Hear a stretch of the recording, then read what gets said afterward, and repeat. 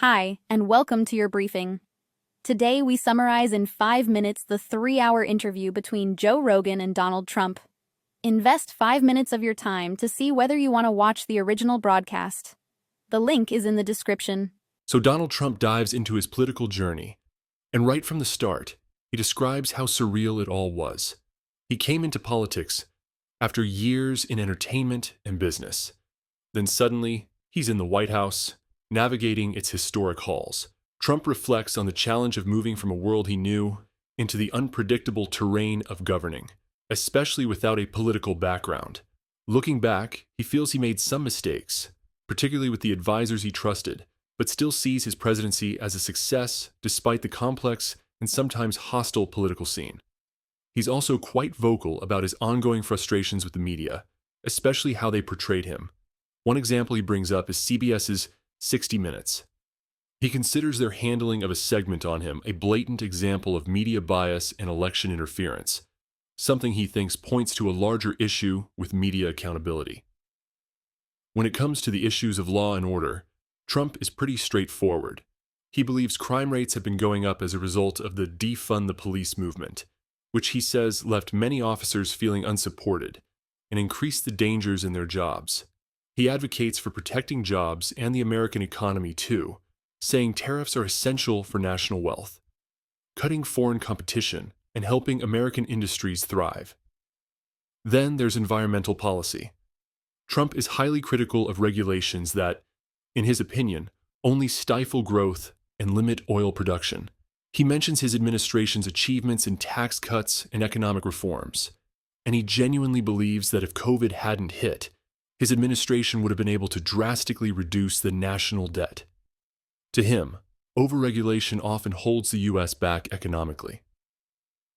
He shares a few thoughts on the energy sector, criticizing California's approach to energy management and voicing his preference for nuclear power, which he sees as cleaner and more sustainable than wind energy, which he feels is inefficient and harmful. Trump also tackles environmental regulations, pointing out how they can be overdone. Things like small puddles or certain plants being classified in ways that prevent development. Trump's concerns extend to the country's border and immigration policies. He criticizes what he views as lax government handling of the southern border, which he believes has allowed a large influx of illegal immigration that negatively impacts communities.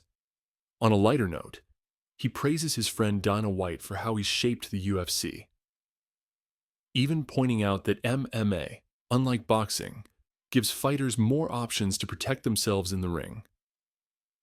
He admires Dana's business sense and thinks it could help bring boxing back to its glory days. Trump's discussions on health even drift into his interest in working with Robert Kennedy Jr. to tackle issues like the quality of food and the impact of obesity, especially among the military. He's well aware that tackling health in America means going up against powerful industries, like pharmaceuticals, but believes improving access to nutritious food is crucial, especially for lower-income areas. With his own signature blend of humor and criticism, he touches on topics like election integrity, the influence of political corruption, and his frustrations with media bias.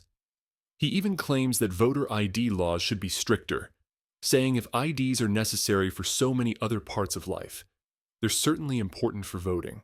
Rounding things out, Trump voices his skepticism about UFOs, though he acknowledges credible sightings from military pilots and muses over the potential for extraterrestrial life. But when it comes to issues on Earth, his message is clear. America, he says, needs to get back to building its own future, from manufacturing to military strength. He signs off looking forward to continuing his journey, as determined as ever. Thank you for watching this summary from your briefing. To watch the original 3-hour interview between Joe Rogan and Donald Trump, please click the link in the description. To help the channel grow, please like, subscribe, and hit the notification bell. Thanks, and see you again soon.